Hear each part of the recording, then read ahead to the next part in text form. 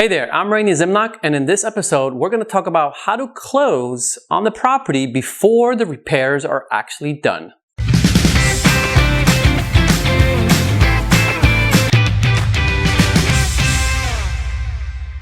So in most sales, when you're selling a property, if you're the realtor selling an investor property or the investor selling their own property, there will almost 99% of the time will be a repair list, as I even discussed in the previous episode. So in this situation that I'm going to discuss here, we had a particular repair list agreed upon between the buyer and the seller, right? The seller agreed to fix a few items before the closing that would take place, let's say, in a week or so. Well, everything was addressed except one item.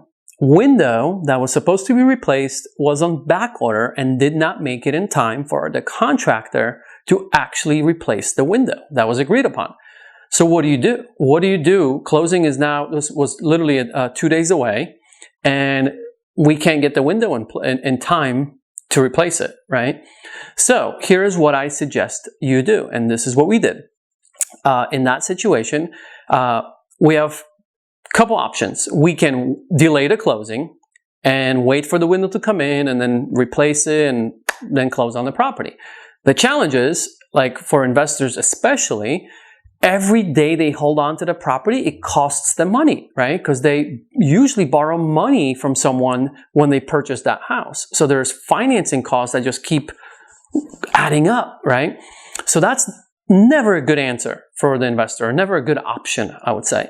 So the second option, which is the one that I always lean towards, is to talk to the buyer's agent and come up with a agreement of, hey, let's close, but let's hold money back in escrow.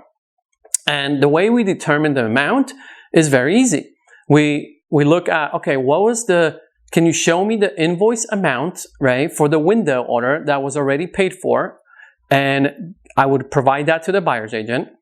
Then I would ask my client, hey, give me an estimate from a contractor that you're going to have do the work and repair, well, in this situation, replace the window. What is the cost of that labor, right?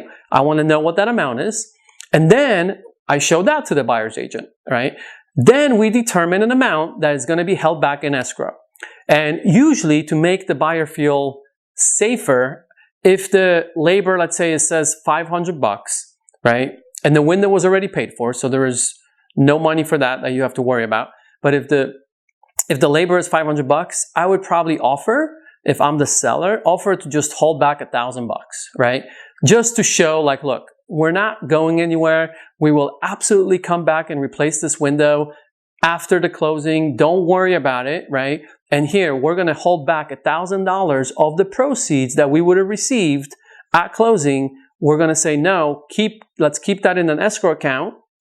And then after closing, the investor comes back, repairs the window, replaces the window in this situation. Once that's done, then escrow, with instructions from both agents, releases the money back to the seller, right?